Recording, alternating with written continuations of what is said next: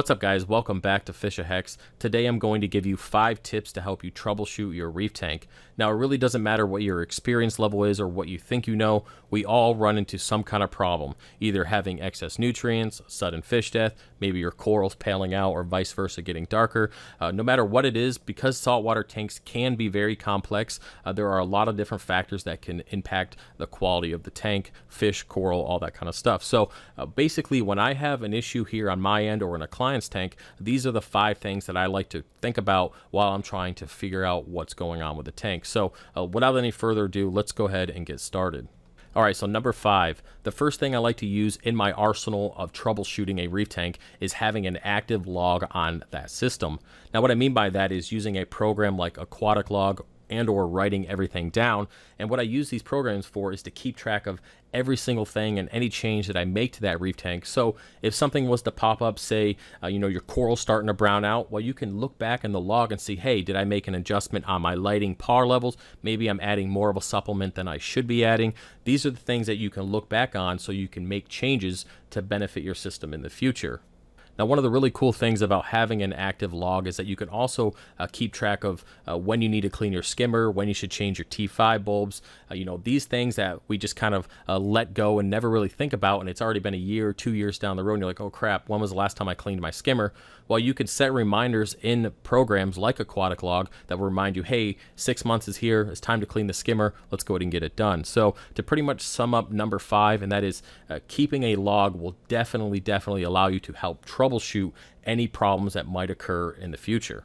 All right, number 4, testing your reef tank consistently with accurate test kits.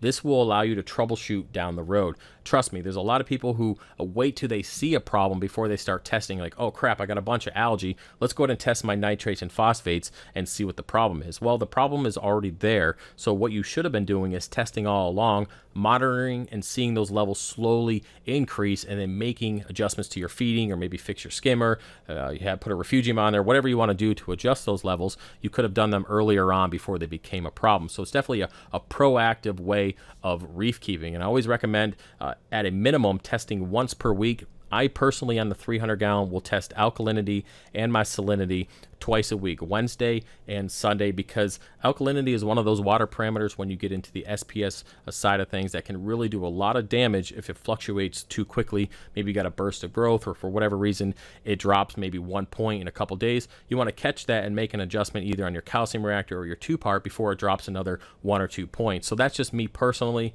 So definitely testing your reef tank consistently will allow you to have success and troubleshoot in the future. Okay, number 3, process of elimination. This is where your 2 previous steps will help you out. Now, by keeping track of everything that you're changing into the tank, as well as monitoring your elements or testing your elements, you'll be able to kind of use those if something was to pop up. So let's go ahead and take my frag tank, and we'll use that as an example. Now, over the last 2 weeks, I've noticed that some of my acropora have gotten a little bit darker. Now, this could be an indication of excess nutrients, or maybe my lighting isn't as intense as it should be, or what they would like. Now, if I look back on the log, I've noticed that I have removed my refugium and replaced it with an algae scrubber, which you guys will see later on. Now, doing so, I removed a nutrient export because the algae scrubber needs time to kind of build up its algae film so it can pull nutrients out. Now, that's the change that I've made, so I know that that's definitely a possibility of having excess nitrates and phosphates. Now, if I test my nitrates and phosphates, I'm going to see that those levels are a little bit higher, so I can go ahead and take the log side of things as well as the testing side of things, put them together, and determine that my nutrient level is a little bit higher in that tank. Now, on top of that, I've seen in the log that I also lowered my intensity of my AP700s for a couple weeks because I had a bunch of acropora come in, and I didn't want to blast them with light. So having the lower light as well as the excess nutrients can cause the zooxanthellae to turn more brown, or actually they are brown based on the nutrient level and the lighting level. And having those 2 things come together is definitely a possibility of why my coral might be darker. Now, because I was able to look back and see what's going on and look at the changes I've made to that system, I'm able to move forward and make positive changes that will benefit the tank.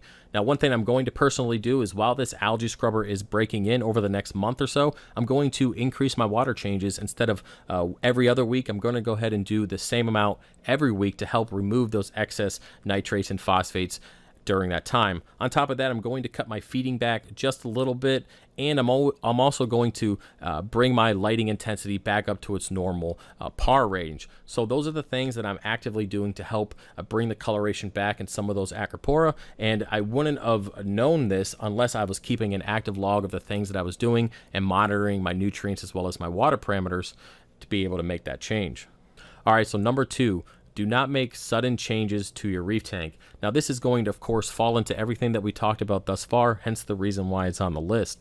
Now, the last thing you want to do is make a sudden change to the reef tank. Now that you found the problem, I'm sure all of us really want to fix it as quickly as possible. Like, oh crap, I want to get my nutrients down as quickly as possible because I want my coral to start looking better. So we automatically think, hey, let's go ahead and do 50% water changes every day for the next 3 or 4 days, and great, all those nutrients will be gone. Now, you might think that sounds like a good idea, but it's not. The last thing you want to do is go from high nutrients down to almost none in a very short period of time, because that will also cause issues and unnecessary stress to your coral. That's why I always recommend taking your time, doing those extra water changes instead of every other week, doing it every week, cutting back on the feeding, raising your light slowly back up to its normal intensity over time.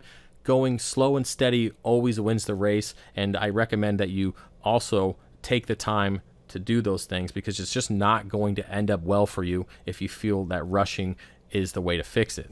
Okay, my number 1 tip for troubleshooting your reef tank is, it's kind of obvious, but that is look at your reef tank consistently. Now, of course, all of us have things going on. A lot of us go out of town to work. You get distracted and you kind of don't pay attention to the tank, and you don't notice things that are changing. Maybe there's algae popping up and you just haven't noticed it over the last 2 or 3 weeks.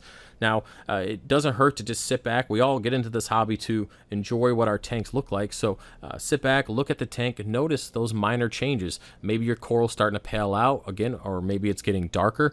Maybe you're seeing a little bit of algae. You're going to notice these things, and it's going to trigger, oh, there might be something going on, which then you can go back through everything that I talked about previously to help troubleshoot the problem. So I know that seems pretty common sense-ish, and it's just to look at your tank, but believe me, noticing things early will definitely aid in your success. All right, guys, so I hope you enjoyed the video. If you have any questions or you want to add anything to this, definitely put it in the comment section below. If you like these types of videos, give them a thumbs up, and don't forget to subscribe for more, and I'll see you guys later. All right, peace.